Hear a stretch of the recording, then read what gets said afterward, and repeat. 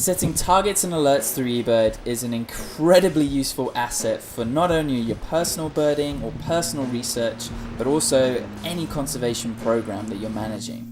Whether you're looking for a particular species in the field, a bird you're really keen to add to your life list, or indeed your year list, or if you're simply curious as to what other birders are seeing in your area, eBird has your back. And this incredibly nifty tool just comes down to an email popping into your inbox and telling you, hey, this species is here, or this person has just seen this species and you can too. So how do you do that? Well, first up, log into eBird, get to your beautiful dashboard and click on My eBird. Now this is one of two ways to set up alerts. We'll go through the second one in a bit. Alrighty, once you're at My eBird, just scroll down and then you'll see on the right hand side here, Manage My Alerts. Click on that and it brings you up with this page. It'll tell you that you're not subscribed to any lists and available alerts are below. Now first up, let's go to rare bird alerts. So if you're super keen to see something rare in your area, then you just need to type in a location here. So I'll type in New Zealand, click on view, and boom, eBird brings up this summary page for New Zealand rare bird alerts. It lists the observations for the last 7 days with the species, the date, location, and who observed it. You can choose to look at specific details for that species observation, or indeed you can go into the whole checklist and look at what else they saw. If you're curious as to the specific location of this observation, just click on the map button. And eBird takes you straight through using Google Maps to the exact location that the sighting was submitted from. And so if you're keen to subscribe to this alert, all you have to do is just click on that green button. Then you just have to choose whether you want daily alerts or every hour. Click the subscribe button and eBird will send you a nice email every day or every hour with current rare bird alerts across the country. Pretty neat. And then it just comes up in your My Alerts section, and you can do that for any area. So for instance, Auckland, you can subscribe to that alert, and you can subscribe to as many of these alerts as you want to. Now you might not be that interested in rare bird alerts, you might be more interested in species that you haven't seen yet. So species that you need for a certain list, say an area list, a month list, a life list, whichever. If you go down to needs alerts, and it works on the same principle, just using the observations that you've uploaded to eBird to summarize the species that you haven't seen yet. If I was in the Nelson area and I wanted to know what species I haven't ticked off yet, I can type in Nelson, and for this year only, click on view, and eBird does the hard work and brings up a summary page showing the observations for the last 7 days with all of the species that you haven't yet uploaded in a checklist.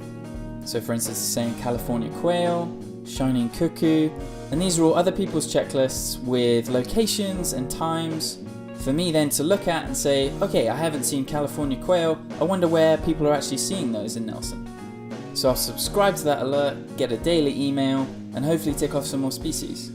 If at any stage you wanted to unsubscribe from an alert, just go to Manage My Alerts again and just click on unsubscribe next to whichever alert you're not keen on having anymore. Or indeed you could edit it from a daily email to an hourly email.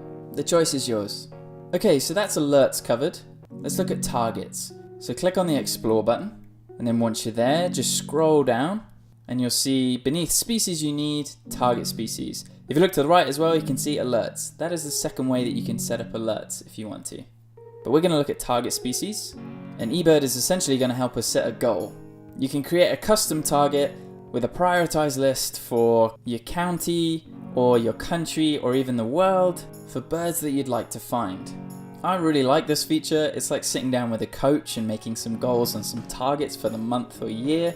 And if you click on the cog button, you can change the target's category. So rather than focus on species that you haven't seen, you could target species that you haven't photographed or species that you haven't recorded audio for. It's brilliant and can really add in an extra challenge for your personal birding, or indeed if you're using this for a conservation project or a personal research project. This is all fantastic. So you just need to pick a region. Let's go for Wellington. A time of year. You can either go year round for the month that you're currently in, or indeed you could create a custom date range. So say you're looking for a migratory species to tick off, like the shining cuckoo, you could pick the summer months. And then you just need to select what list it's going to be for, whether it's your Wellington list, your New Zealand list, or indeed your world list. Let's make it New Zealand. And then you can either select it as your life list, so say just specifically for 2018. You could say just this month, so just December, or even more specific, a day list, so 1st of December, 4 years. Play around with these by all means, and see what eBird churns out for you. I'm going to keep it as life list. and I'm going to click on Show Target Species. Sweet! So there's 95 species observed in Wellington that I need for my New Zealand life list. Still quite a few. Now this is based on over 20,000 complete checklists. That's a lot. If you were to go through that on your own without eBird's help, I'd hate to think how long that'd take.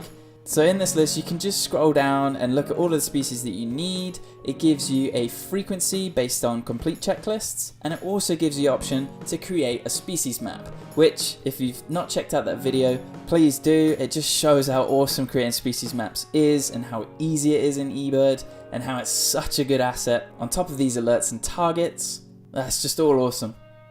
Now if you wanted to, you could print this off and just keep it on your fridge so you can tick these one by one as you go. Or as I said, you could pick a specific species and look at the map now and see if maybe you could go out today and try and find one. So the beautiful rifleman, let's click on map. eBird does its thing and brings up all of the checklists with rifleman observations in them. So then I could look at where I am, maybe target an area and go and see if I can tick off rifleman. Pretty easy, eh? So I could go back to the target species page and create one for the whole of New Zealand if I'd like to. Again, eBird does its thing, churns through the numbers, and in a matter of seconds, it brings up this summary page.